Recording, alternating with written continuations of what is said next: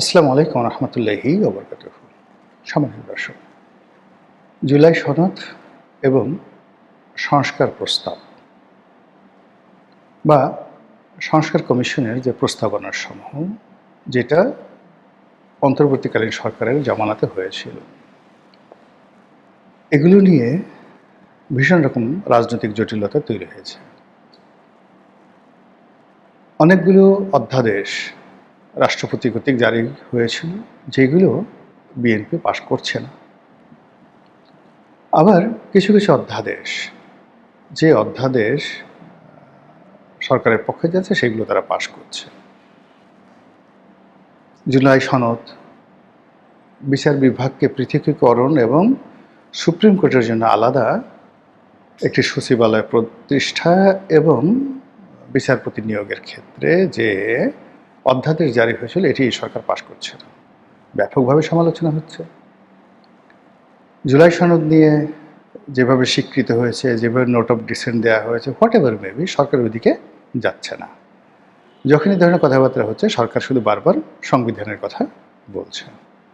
আর এটা নিয়ে পর্দার আড়ালে এবং পর্দার সামনে নানা রকম জটিলতা তৈরি হচ্ছে। কেউ কাউকে সহ্য করতে পারছে না এবং ডে বাই ডে, দিনকে দিন পরিস্থিতি জটিল হচ্ছে এবং সম্ভবত খেলা সরকারের নিয়ন্ত্রণে থাকবে না। সম্ভবত খেলাধুলা বিরোধী দলের নিয়ন্ত্রণে থাকবে না। এখানে তৃতীয় পক্ষ, চতুর্থ পক্ষ, দেশি বিদেশি শক্তি ঘোলা পানিতে মাছ শিকারের চেষ্টা করবে। আর আমাদের যখন সবার হুঁশ হবে, তখন আমরা দেখব টুস করে কে যেন ঢুকে পড়েছে। আবার আমি বলছি, আমাদের যখন হুঁশ হবে, তখন আমরা দেখব যে টুস করে কে যেন ঢুকে পড়েছে। আচ্ছা, এরকম কেন হলো? এটা তো হওয়ার কথা নয়। মূল ব্যাপার হলো যে ডক্টর মোহাম্মদ ইউনূস যখন ক্ষমতায় এলেন, আমরা তো ধরে নিয়েছিলাম যে তিনি 5 বছর থাকবেন, সুন্দর করে দেশ চালাবেন। কেন তিনি পারলেন না? আবার নির্বাচনের আগে যেভাবে ভাইব তৈরি করা হলো, আমরা তো ধরে নিয়েছিলাম যে জামাত ক্ষমতায় আসছে, কেন জামাত ক্ষমতায় এলো না? আমরা তো ধরে নিয়েছিলাম যে তারেক রহমান সাহেব দেশে আসবে না। তারপরে আমরা ধরে নিয়েছিলাম যে নির্বাচন হবে না। সবাই ধরে নিলাম, কিন্তু নির্বাচন হয়ে গেল। কেন হলো?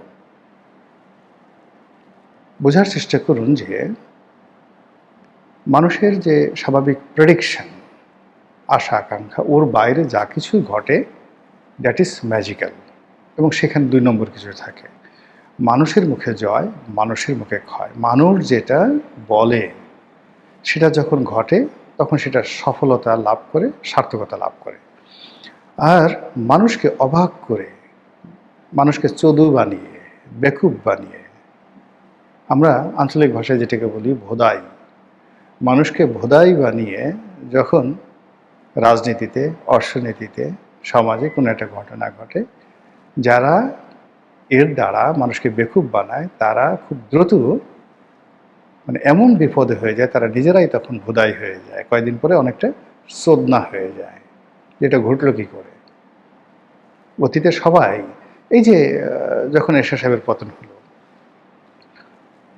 এরশাদ সাহেবের পতন হলো তার একদিন আগেও দেখা গেল যে শাহ মুয়াজ্জেম সাহেব বিপুল বিক্রম নিয়ে বলছিলেন যে ক্ষমতা কি এরকম জিনিস যে এটা 0 পয়েন্টে হস্তান্তর করব। কিন্তু যখন ক্ষমতা হস্তান্তর হয়ে গেছে, তখন শাহ মুয়াজ্জেমের কাছে সেই খবর পৌঁছানোর আগেই ক্ষমতা হস্তান্তর হয়ে গেছে।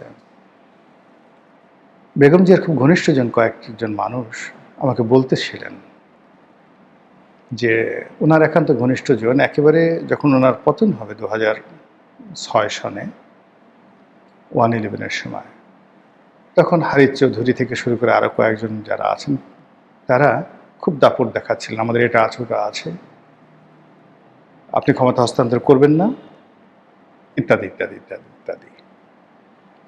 কিন্তু পরবর্তীতে যখন 1/11 ঘটে গেল, সবার আগে দেখা গেল যে ওই লোকগুলো নাই হয়ে গেছে। বেগম জিয়ার পাশ থেকে সবার আগে সেই লোকগুলো পালিয়ে গেছে।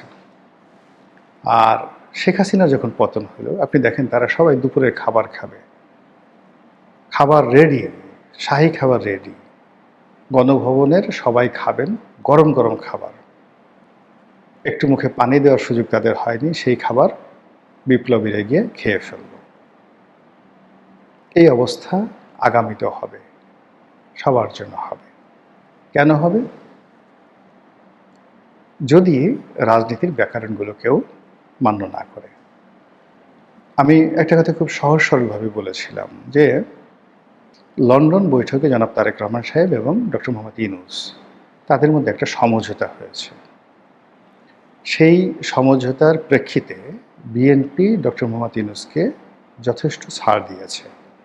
যদি ইউনূস সাহেব বিএনপির সাথে বেইমানি করে তাহলে তিনি ক্ষমতায় থাকতে পারবেন না, তাকে অপমানিত লাঞ্ছিত হয়ে ক্ষমতা থেকে চলে যেতে হবে। সেকেন্ড থিং হলো, ইউনূস সাহেব যদি বিএনপির সাথে কৃত যে কমিটমেন্ট সেটা রক্ষা করেন, ক্ষমতা হস্তান্তর করেন, তাহলে বিএনপি ডক্টর মোহাম্মদ ইউনূসকে যে সকল আশ্বাস দিয়েছেন টু দি পয়েন্টে, কোনো রকম প্রশ্ন ছাড়া, কোনো রকম বাছবিচার ছাড়া এবং কোনো রকম নীতি নৈতিকতা ছাড়া যে কমিটমেন্ট দেওয়া হয়েছিল সেই কমিটমেন্টগুলো তাকে রক্ষা করতে হবে। আর সেই রক্ষা যদি না করা হয় তাহলে বিএনপির পতন হবে।